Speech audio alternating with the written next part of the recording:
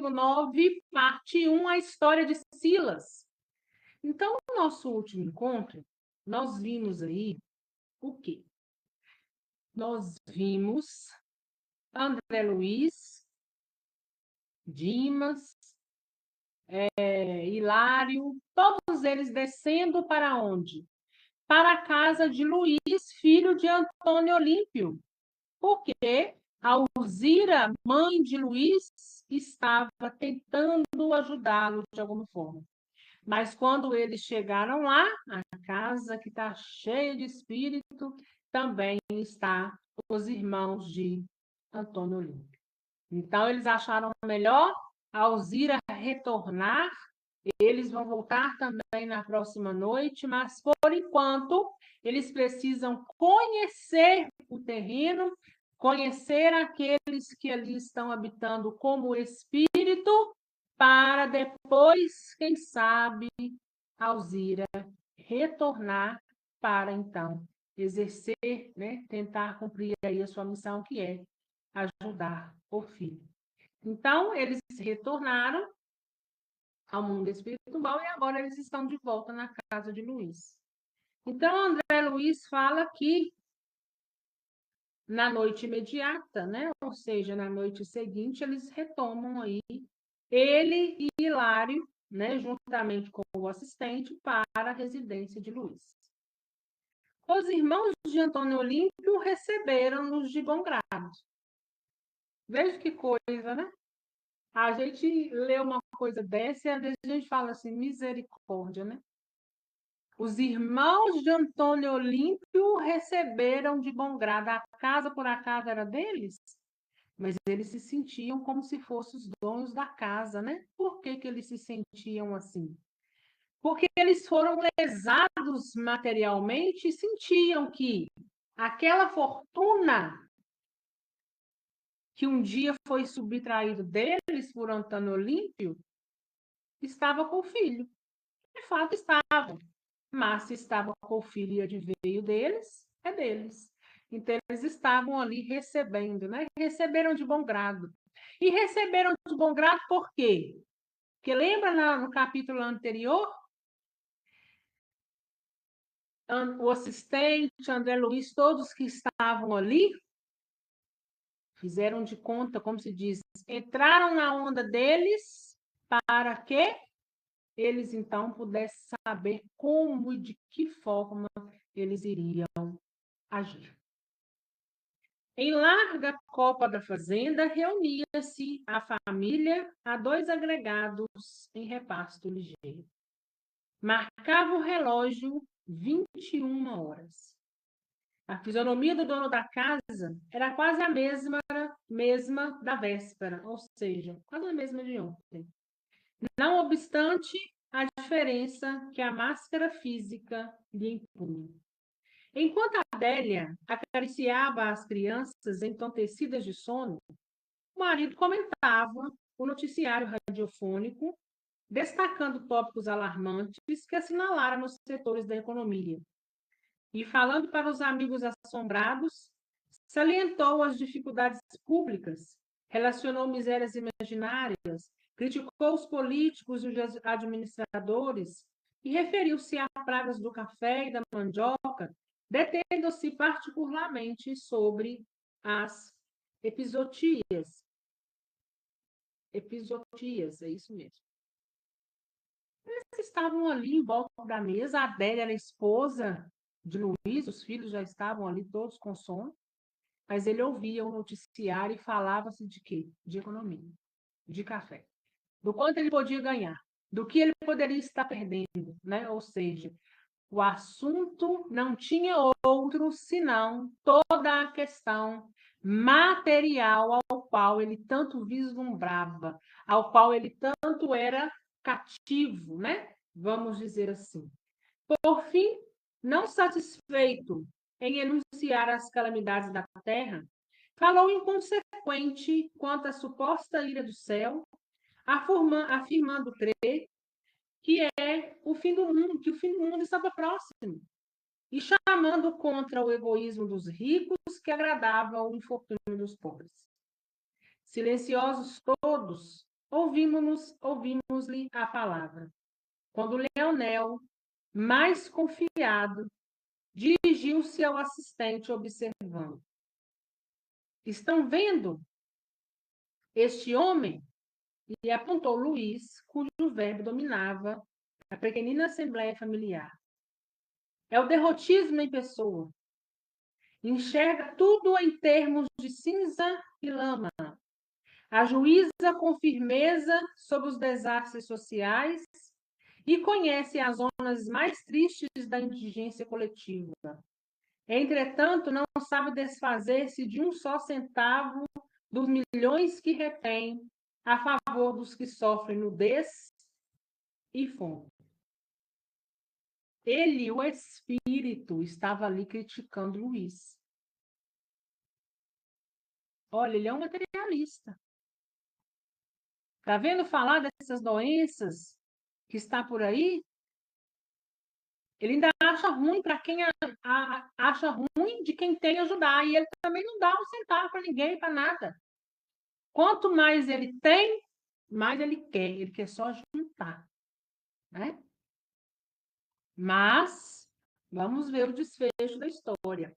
E depois de um sorriso irônico, acreditam acaso possa ele continuar merecendo a felicidade da permanência num corpo carnal? Olha lá os espíritos desejando a morte do Luís.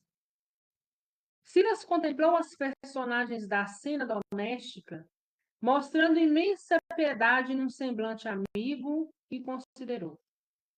Leonel, todas as suas observações apresentam lógica e verdade à primeira vista. Superficialmente, Luís é um exemplar consumado de pessimismo e de usura. Todavia, no fundo, ele é um doente necessitando de compaixão. Olha aí o olhar de Silas, o assistente. E isso não é diferente com a gente. Às vezes, quando a gente conhece determinadas pessoas, principalmente as pessoas problemáticas, as pessoas que estão com as chagas mais abertas, sejam elas do ódio, do materialismo, do orgulho, seja o que for. Mas sempre quando uma coisa é negativa, é ruim, né? Não é bom. A gente tende, no primeiro momento, a assustar. Muitos desejam até o mal. Como está fazendo aqui, né, o tio dele, né? O Leonel. Ah, do jeito que ele é, você acha que ele merece estar vivo? Só que Silas nos ensina a, nessa hora, ser o quê? O que o Evangelho nos ensina também. A sermos indulgentes. É fácil? Não é. Principalmente nós que estamos aí dentro de uma imperfeição muito grande. Né? Mas são pessoas que a gente tem que ter um olhar de misericórdia e dó. Né? Vocês já viram aquele ditado? Tem pessoas que são tão ricas, mas tão ricas, que elas só têm dinheiro. Né? Porque a única coisa que ela tem é o dinheiro material, de nada mais ela pode usufruir. Não tem amigos, porque ninguém suporta, as pessoas toleram quando é necessário. Né? É uma pessoa que se vê sozinha, é uma pessoa que se vê constantemente trocando o círculo de amizade, porque ninguém suporta. Então, essas pessoas são pessoas dignas de dó, são dignas de indulgência, são dignas de misericórdia, por quê? Porque são espíritos doentes, né? Que às vezes precisa de nós, exige mais de nós paciência, né? E para exigir de nós mais paciência, exige de nós mais equilíbrio, exige que nós estejamos mais avançados, né? Para quê? Para que a gente consiga suportar. Porque só quem está um passo à frente é que vai conseguir ter um olhar de misericórdia. Porque a gente olhar com misericórdia para aqueles que a gente ama, para aqueles que a gente gosta, né? É muito fácil. O problema é você ter um olhar de misericórdia para com aquele que muitas vezes não é nada seu, para que você não tenha para com ele nenhum sentimento. Ou então, né? Os seus, os que estão mais próximos, mas ter misericórdia do inimigo, é difícil, né? Ah, não é nada meu, lá vai para lá. Não é assim que a maioria faz? Que nós possamos saber ter esse olhar. Porque alguma coisa a gente pode fazer. Se eu não posso ir lá e colocar a mão na massa, eu posso fazer uma prece. Porque a prece é alimento do espírito.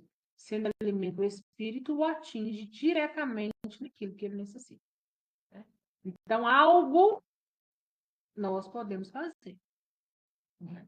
Então, vamos seguir. Há moléstias da alma que arruinam a mente por tempo indeterminado. Quem seria ele, amparado por influências outras? Espiritualmente abafado entre as visões da fortuna terrestre com que lhe assediamos o pensamento, o infeliz perdeu o contato com os livros nobres e com nobres companhias. Tem a socorrê-lo apenas a religião domingueira dos crentes, que se julgam exonerados de qualquer obrigação para com a fé, contando que participem do ofício de adoração de Deus no fim de semana. Quem poderia prever-lhe as mudanças benéficas, desde que pudesse receber outro tipo de assistência? Clarindo e Leonel registravam-lhe as ponderações como se vissem apunhalados no âmago, com a expressão de revolta que lhes assomou ao olhar coruscante. No entanto, ele e o pai são nossos devedores. Roubaram-nos, assassinaram-nos, exclamou Leonel com a inflexão da criatura voluntariosa e inteligente que se vê contrariada em seus caprichos. Embora Silas estava ali dizendo, falando para eles do olhar de misericórdia, eles insistiam em dizer: não, mas ele nos matou. O filho dele também é culpado. Nos tirou a vida, nos furtaram. Vê-se ainda o ódio, a raiva incrustada em cada um deles. E aí a gente chega à conclusão, materialistas também. Porque se assim não o fossem, teria ido embora. Ó, você se vira com esses trem de vocês aí, meu filho, porque eu não quero saber. Eu estou indo embora. Se eles tivessem discernimento, eles fariam o quê? Eu não preciso desse dinheiro, vocês me fizeram mal, está no caminho de vocês, não no meu. Né? Cada um com as suas consequências. Então, eu sigo meu caminho, na certeza de que eu não feri ninguém, e vocês que feriram vão se ver com vocês mesmos diante da semeadura de cada um. Mas não. No momento em que esses dois estão ali, ainda querendo vingança, o problema também passa a ser deles, e o problema passando a ser deles, eles também estão se igualando àqueles que ali estão. E que desejam vocês que eles façam? Acrescentou o assistente Silas, sem perturbar. Hão de pagar. Pagar, bramiu Clarindo, cerrando os punhos. Silas sorriu e disse: sim, pagar é o verbo próprio. Contudo, como pode o devedor resgatar-se quando o credor lhe subtrai todas as possibilidades de solver os débitos? Que a nós mesmos cabe sanar os males de que somos autores, não padece qualquer dúvida. Entretanto, se nos compete retificar hoje uma estrada que ontem desorganizamos, como proceder se nos decepam agora as mãos? Então, ele está dizendo para eles o seguinte: olha, que eles têm que pagar por algo, principalmente o pai, pelo que eles fizeram, ele fez, né? Tem que pagar, e isso não é dúvida de nenhum de nós. Mas como que o outro vai conseguir pagar alguma coisa, vai conseguir passar pelo que precisa passar, sem que vocês não deixem um caminho limpo para eles andarem? Vocês estão o tempo todo travando e muitas das vezes tirando até a oportunidade de se ver diante de uma vicissitude. Porque eles estão alimentando o tempo todo o materialismo na cabeça.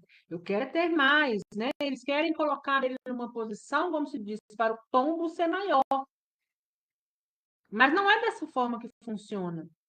Cada um com as suas consequências, cada um segundo as suas obras, mas que deixe o caminho livre para ele colher o que quiser, porque a colheita é dele, a colheita é nossa. Não é assim? Então, que nos deixem colher, sejam coisas boas ou ruins, não fiquem no nosso caminho atrapalhando. Se esses irmãos aqui, esses tios, no caso, irmãos de Antônio Olímpio, estão cercando, como que eles querem que ele tenha, então, a colheita, né? A colheita mesmo, né? Como eles querem que ele pague da forma devida? O próprio Cristo aconselhou. Agora aqui, né? Silas dando para a gente uma observação importante. O próprio Cristo aconselhou: amai os vossos inimigos. Né? Ou seja, se eu posso ajudar um inimigo, eu o ajude. Por quê? Vocês já viram falar no tapa de luvas? Nós não vamos romantizar. Sabemos que é difícil. Mas se eu consigo fazer esse exercício, se eu consigo sair da teoria e trazer para a prática, é um tapa de luva de pelica. Não é assim que fala? Porque nós estamos mostrando para o outro, sem dizer uma só palavra, o seguinte: eu não sou como você. Nesse ponto, eu estou em uma posição mais avançada do que você. Não quer dizer que eu seja melhor, mas eu estou te assinalando que eu não sou igual a você, não estou no mesmo patamar dessa imperfeição que você carrega. E na grande maioria das vezes, quando a gente faz isso, o outro se vê o quê? Avergonhado diante daquela situação.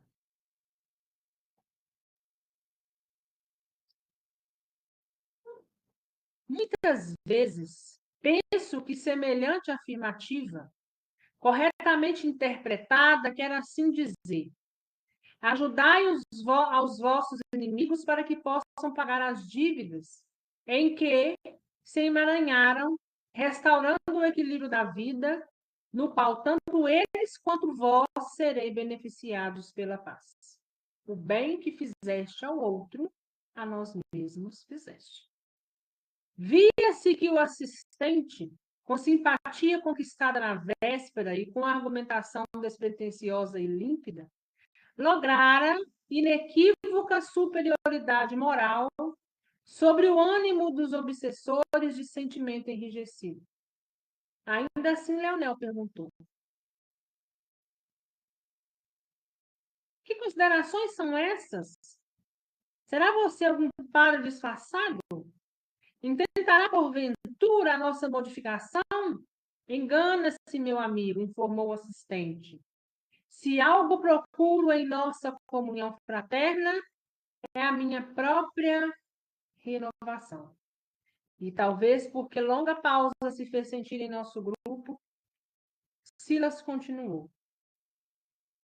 Pela sedução do dinheiro, também caí na última passagem pela terra. A paixão da posse governava-me todos os ideais. A fascinação pelo ouro tomou-me um ser de tal modo que, apesar de ter recebido título de médico numa universidade venerável, fugi ao exercício da profissão para vigiar os movimentos de meu velho pai, a fim de que nem ele mesmo viesse a dispor com largueza dos bens da nossa casa. O apego às nossas propriedades e aos nossos haveres transformou-me num réprobo do paraíso familiar, convertendo-me ainda num verdugo intratável, naturalmente odiado por todos os que vieram em subalternidade no vasto círculo de minha temporária dominação. Para amontoar moedas e multiplicar lucros fáceis, comecei pela crueldade e acabei nas malhas do crime. Abominei a amizade, desprezei os fracos e os pobres, e no temor de perder a fortuna, cuja posse total ambicionava, não hesitei em adotar a delinquência como sócia infernal de meu terrível caminho. Silas começa a contar a própria história. Veja bem, Silas está nas entrelinhas nos dizendo: eu também falhei. E sei que é possível recomeçar. Mas a semeadura é inerente a todos nós. Nós temos, né, o livre-arbítrio de semear o que a gente quiser, mas nós vamos colher exatamente o que cada um de nós plantamos. E Silas está dizendo, quando o outro diz para ele, você é um padre que está aí, né, se escondendo e não quer nos dizer quem sois, ele fala, não, ledo engano, eu também já me sucumbi em outras épocas. Eu também já fui materialista, apesar da minha profissão, eu fui correr pela sombra do meu pai. O ouro também me assolou. Eu um dia fiz parte da delinquência. E aí Silas nos mostra, todos nós podemos cair, mas nós precisamos nos corrigir e levantar. Ele está nos dando um relato, está nos falando aí sobre a humildade, né? Porque ele foi humilde em contar a própria história. Porque ele, na posição de assistente em que ali se encontrava diante dos outros, ele está em um ponto de desenvolvimento um pouco mais elevado. Mas se ele não tivesse a humildade, ele daria lugar à soberba, a esconder. Ou seja, eu jogo pedra no outro, não falo nada sobre mim e está tudo certo. E ele fala, não. Ainda assim, nós precisamos enxergar um espírito doente. E eu um dia fui um espírito doente como este. Né? Olha aí, sem medo de chegar e dizer, eu também fui imperfeito nessa medida e ainda o sou para outras razões. Coisa que muitas às vezes não tem, né, a decência de dizer, de assumir e de falar. Porque o que a gente vê muito hoje em dia é isso, né? Uma pessoa taca a pedra no outro, mas às vezes aquele outro que ele está jogando a pedra, ele é detentor dos mesmos atos lá no passado.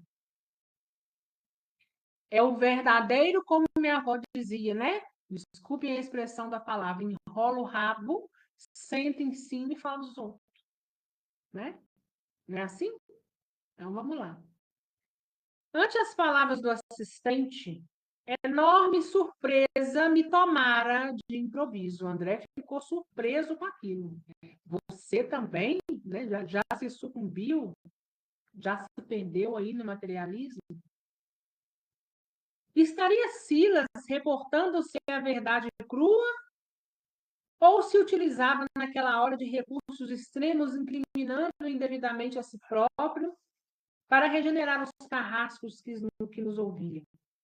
De qualquer modo, eu e Hilário havíamos prometido não lhe comprometer a tarefa, e por isso, tacitamente, nos limitávamos a escutá-lo com atenção. Sentindo de certo que Leonel e Clarindo se mostravam um tanto comovidos, dando ensejo à assimilação de pensamentos novos, Silas convidou-nos a todos à retirada do ambiente. Pretendia dizer-nos algo de sua experiência, falou ele, mas preferia conversar conosco ante o altar abençoado da noite, a fim de que a sua memória pudesse evocar tranquilamente os fatos que buscaria relatar. Lá fora, as constelações resplendiam como lares pendentes da criação, e o vento perfumado corria célere, como quem se propunha transportar-nos a oração ou a palavra para a glória do céu.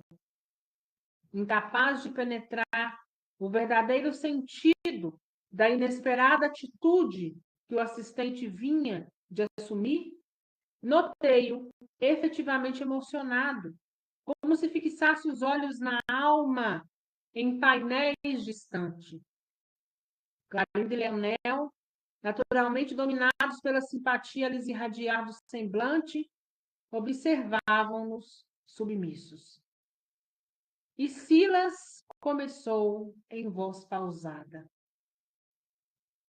Tanto quanto posso abranger com a minha memória presente, lembro-me de que em minha última viagem pelos domínios da carne, desde a meninice, me entreguei à paixão pelo dinheiro, o que hoje me confere a certeza de que por muitas e muitas vezes fui usurário terrível entre os homens da terra. Aqueles que tinham pulso firme, né? Usurários. Aqueles que querem deter o poder das terras. Hoje sei, por informações de instrutores abnegados, que, como de outras ocasiões, renasci na derradeira existência num lar bafejado por grande fortuna, a fim de sofrer a tentação do ouro farto e vencê-la a golpes de vontade firme na lavoura incessante do amor fraterno, caindo, porém, lamentavelmente, por minha infelicidade. Então, ele tem a oportunidade de retornar e de fazer diferente, né? Só que o que acontece a muitos de nós? A gente volta e muitas das vezes cai no mesmo erro. Né? Era eu e o filho único de um homem probo, era eu, o filho único de um homem probo, que herdara dos avoengos consideráveis bens. Meu pai era um advogado correto, que por excesso de conforto não se dedicava aos mistérios da profissão, mas profundamente estudioso, vivia rodeado de livros raros, entre obrigações sociais que, de alguma sorte, lhe subtraíam a personalidade, as cogitações da fé. Minha mãe, porém, era católica romana, de pensamento rigoroso e digno, e, embora sem descer conosco a qualquer disputa na esfera devocional, tentava incutir-nos o dever da beneficência.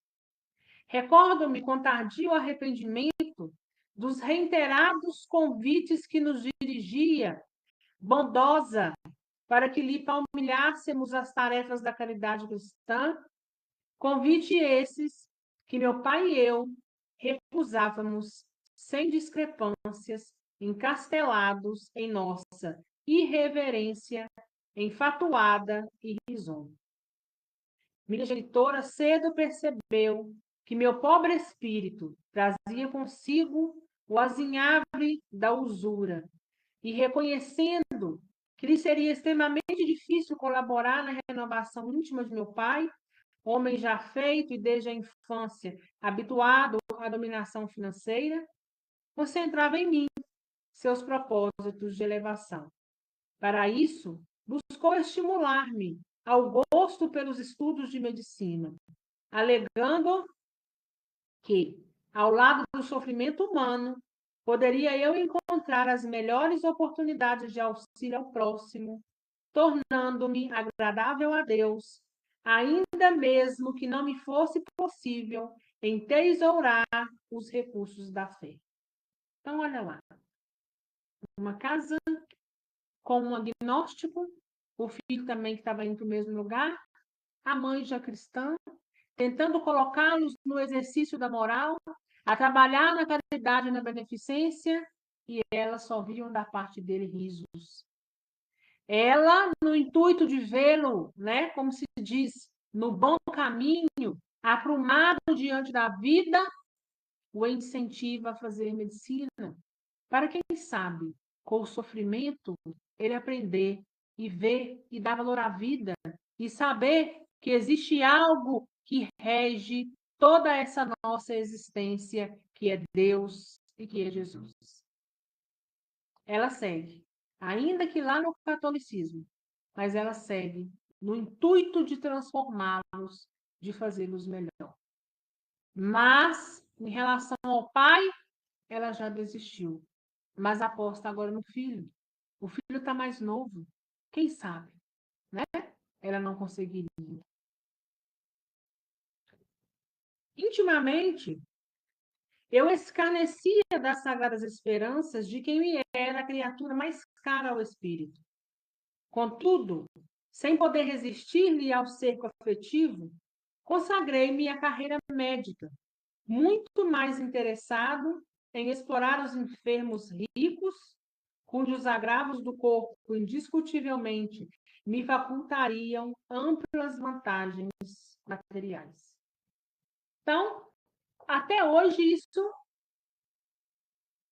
continua. Olha o que ele está dizendo.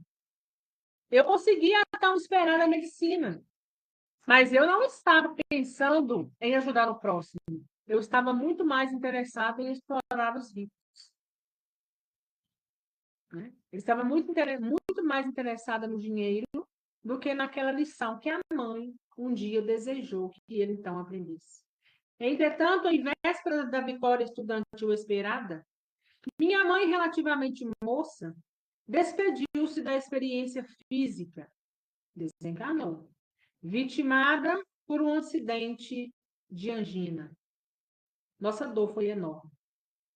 Recebi meu diploma de medicina como se me fora ele detestada recordação, e não obstante os estímulos da bondade paterna, não cheguei a ingressar na prática da profissão conquistada. Recolhi-me à intimidade doméstica, de que me ausentava tão somente para estações de entretenimento e repouso, então mais que nunca chafurdado na sovinice. Porquanto acompanhei o inventário de minha mãe com vigilância tão rigorosa que as minhas estranhas atitudes chegaram a surpreender meu próprio pai egoísta e displicente, mas nunca avarento quanto eu. Todos nós cheios de defeito, né, gente? Todos nós, quando a gente se vê diante de determinada situação, muitos se enfraquecem. Muitos se entregam aos prazeres da carne, principalmente a questão pecuniária, do dinheiro, né? Hoje em dia, o que mais a gente encontra é a ganância. A ganância tem se aumentado, né? A gente costumava ver mais solidariedades. Hoje as pessoas estão mais egoístas, mais introspectivas, cada um quer ficar dentro das suas casas. Tudo isso também fruto de uma problemática humana, né? Porque hoje em dia você vai ajudar uma pessoa também, de repente vira um pecado mortal, né? Mas antigamente as coisas eram mais fáceis quando a gente tinha o coração aberto. Era mais fácil doar porque o outro era mais receptivo, né? A aceitar a ajuda, a saber da sua vulnerabilidade e vice-versa, né?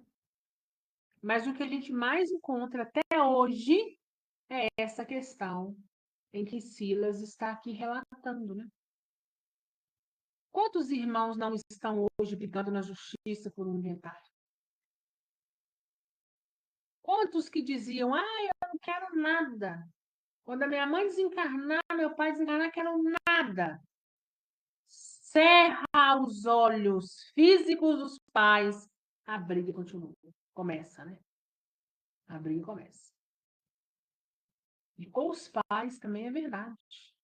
Às vezes os filhos vão embora, não deixam filhos, mas deixam esposa, começa a briga dos pais com as esposas, disputando herança. Ninguém queria nada, mas fala que tem um centavo ali para você ver que no instante aparece gente do alto da vida. Compreendi que a fortuna herdada me situava para meu infortúnio moral, o cavaleiro de qualquer necessidade da vida física, por largos anos, desde que não me confiasse a dissipação. Ainda assim, quando vi meu genitor inclinado às segundas núpcias, quase aos 60 anos de idade, fiz quanto pude indiretamente para dissuadi-lo, afastando-o de tal intento. Ele, todavia, era um homem resoluto nas decisões e desposou Aida, uma jovem da minha idade que mal se avizinhava dos 30 anos. Ele recebe a fortuna da mãe e fica de olho na fortuna do pai. O pai contrai novas núpcias, ou seja, casa de novo, e ele fica, possesso, como se diz, vai tomar o meu lugar. Quem diria, hein? Quem diria que Silas, na posição de assistente, também tem as suas falhas, né? E aí a gente vai à frente e volta atrás, porque todos nós temos o mesmo. Todos nós somos imperfeitos, não tem ninguém perfeito aqui. O que acontece é o seguinte, a gente tenta ser melhor a cada dia. Mas dizer que nós somos perfeitos, isso nós não somos mesmo.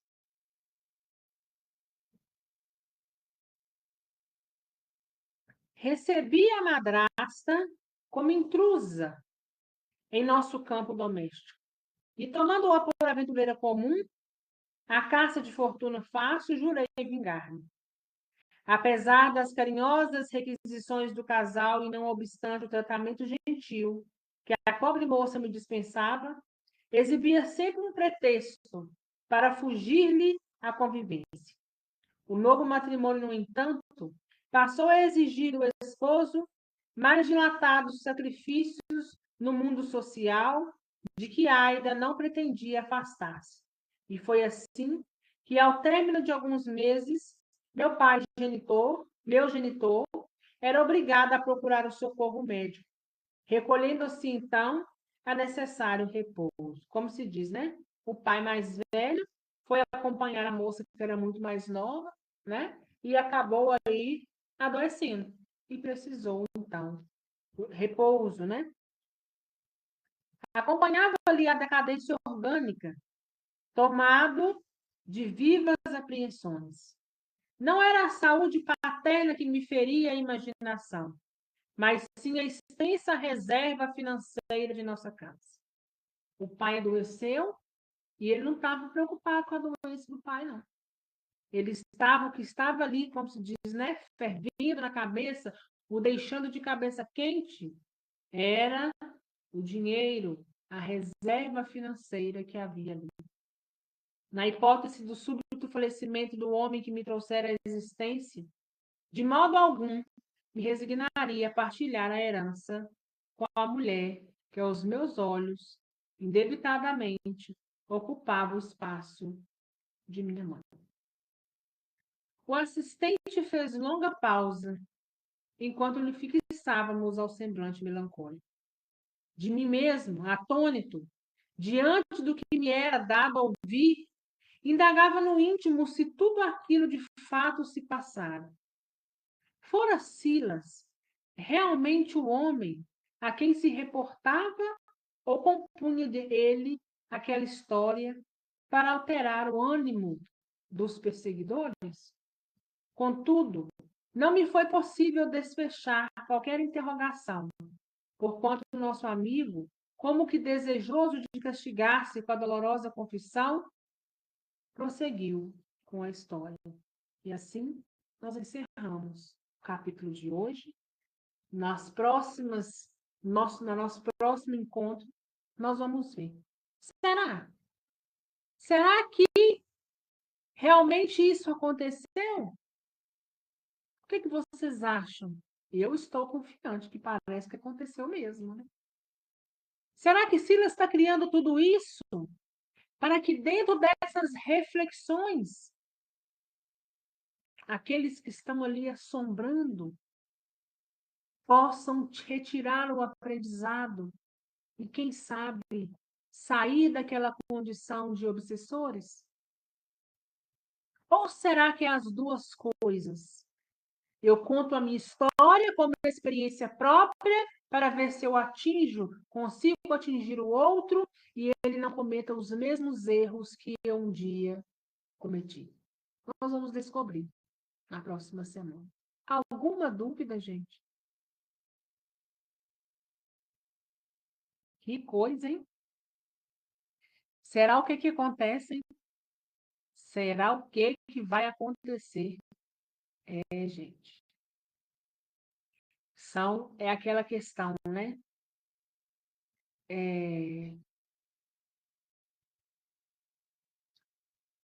As coisas que acontecem no mundo material ocorrem da mesma forma no mundo espiritual. As guerras, né? As guerras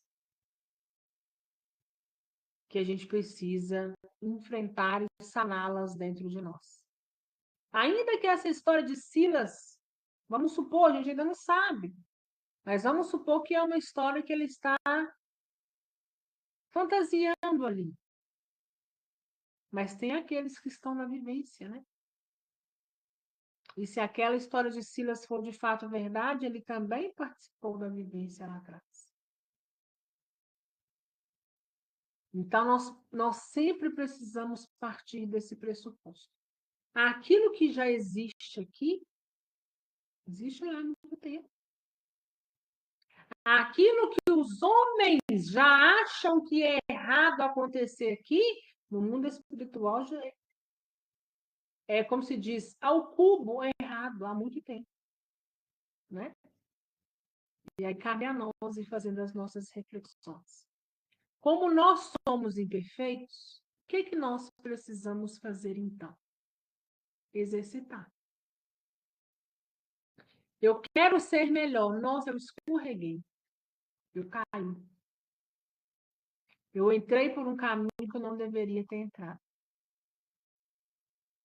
Eu sou imperfeita.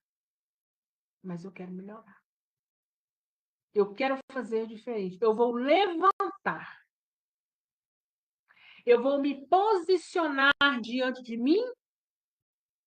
Eu vou me posicionar diante de Deus, diante da minha trajetória. E eu quero fazer melhor. Eu vou pedir a Deus que me dê a mesma oportunidade para que eu não me sucumba diante dela. E é esse exercício diário. Eu caio, eu levanto, exercito. Não, eu preciso fazer certo. Não tem uma receita. A receita é testando. Eu fiz dessa forma, deu errado. O que foi que deu errado? Eu vou tirar isso, vou modificar aqui para ver se vai dar certo. Ficou melhor do que antes, ainda não deu certo. O que eu posso melhorar? Até que você, diante daquele problema, tenha uma receita para poder saber passar por ela sem ela te derrubar. Nós vamos encontrar várias pedras dessa no nosso caminho. Mas quando a gente encontrar, vai ser muito mais fácil. Quer ver um exemplo? Nossa, fulano adora um bolo de cenoura com cobertura de chocolate. Quem não gosta? Não é assim? Mas eu não sei fazer o bolo. Hoje eu fiz o bolo e ficou solar. O que será que solou o bolo? Será que foi excesso de manteiga? Será que foi excesso de farinha que deixou ele pesado? Ah, eu vou tirar um pouco da manteiga, eu vou tirar um pouco da farinha. Nossa, mas dessa vez ficou muito doce. Da próxima eu vou tirar o açúcar. Coloca menos açúcar, porque da outra não ficou bom. Então, nesse testa, chega uma hora que seu bolo está perfeito, mas a sua calda está horrível. Agora eu preciso exercitar a minha calda. Vários bolos eu vou fazer, porque eu já sei o jeito de fazer. Eu já adquiri a experiência que eu precisava diante daquilo. Mas eu não sei fazer a calda. Então, eu vou exercitando a calda. Um dia a calda fica elástica, outra ela fica açucarada, cada hora, mas vai chegar uma hora que ela vai estar perfeita. E aí, todas as vezes que no meu caminho alguém mencionar um bolo de cenoura com cobertura de chocolate, eu sei passar por ele. Por quê? Porque antes, né, as tentativas foram inúmeras. E assim somos nós diante dos problemas da vida. Né? A gente vai com discernimento e responsabilidade. Eu preciso fazer melhor agora. O que é que eu preciso melhorar aqui para agora ficar melhor? E depois melhor, e depois melhor. É o ditado, né? Que Divaldo sempre dizia. É ser hoje melhor do que ontem, para que amanhã eu possa ser melhor que hoje. E aí a gente vai fazendo esse exercício. Quando a gente assusta, nós já não reconhecemos aquele ser de 10 anos atrás. Né? Quantos de nós aqui não olham para trás e falam, nossa, hoje eu sou totalmente diferente. Né? Talvez diante desse problema, se fosse lá atrás, eu ficaria mais nervosa, mais ansiosa, eu ia xingar mais, eu ia esbravejar, Hoje eu estou muito mais pacífica em relação a esse determinado problema. Mas é por quê? Porque eu aprendi sobre ele, que eu sei lidar com ele agora, né? E por eu saber lidar, quando ele me chega, ainda que o problema não é coisa boa, mas eu consigo ter discernimento diante dele para poder resolver. Né? E assim a gente vai seguindo, e assim é a vida. Fiquem com Deus, gente. Até amanhã. Se Deus quiser e Ele quer, nosso Evangelho lá, 8h30. Tchau, gente. Obrigada, viu? Pela companhia de cada um de vocês. Estamos crescendo, tenho certeza disso. Nós estamos no caminho. Vamos trabalhando. Trabalhando em nós, trabalhando em torno, para que os outros possam se tornar melhores e, consequentemente, o ambiente seja outro. Fiquem com Deus, bom descanso, bom serviço amanhã. Amanhã é hora, né? Mas nós vamos vencer, porque nós estamos com Deus, com Jesus, vivendo um dia de cada vez. Fiquem com Deus.